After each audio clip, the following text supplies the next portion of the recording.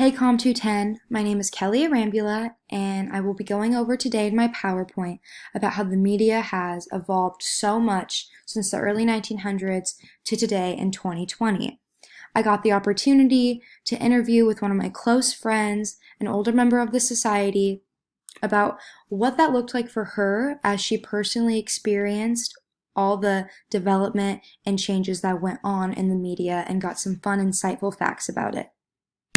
So starting off in the beginning, it just looked so much different for a kid to grow up in the early 1900s than it did for a kid now.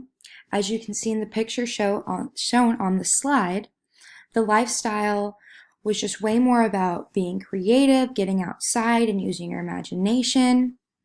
But now, when you look at today's day and age, the picture now is just way more common for you to see around the society. So many babies and toddlers are adapting to tablets and phones.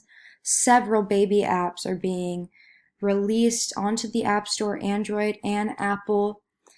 And kids are being able to figure out how to operate these digital devices at such a young age, and it really blows the older generation's mind because there was absolutely none of this when they were little. What there was when they were little to keep them entertained was a radio, though.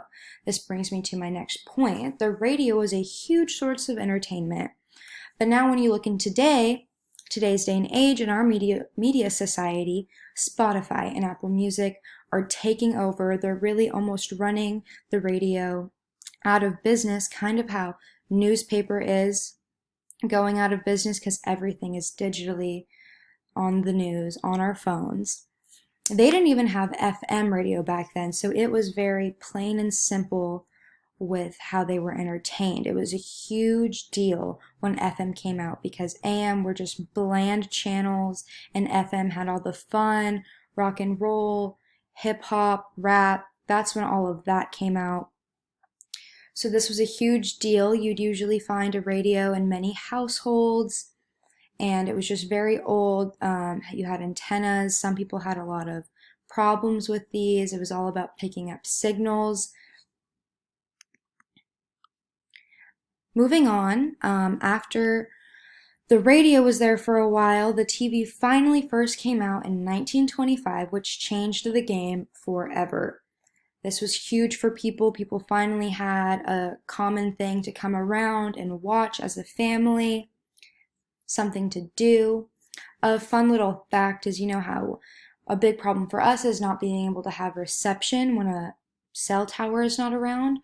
But for many people, people had to put aluminum foil on their TV antennas because they couldn't even pick up signal or wavelengths. So it was very hard to find the right wavelength or signal to get any channels. And if you were lucky enough, your antennas were able to be on the roof outside of your house.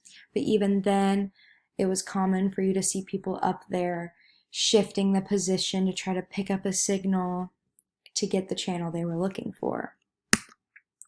Another form of entertainment before any phones or tablets came in was the record player.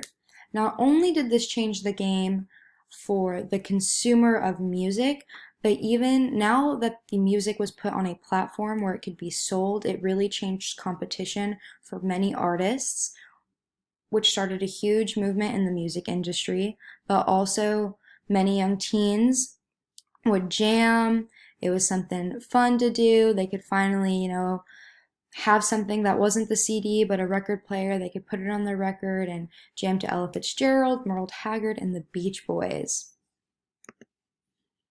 All right. That's all I have for you today. Thank you for listening about how the media has changed. It's such a relevant topic because it really has happened so recently before our generation. So thank you for watching.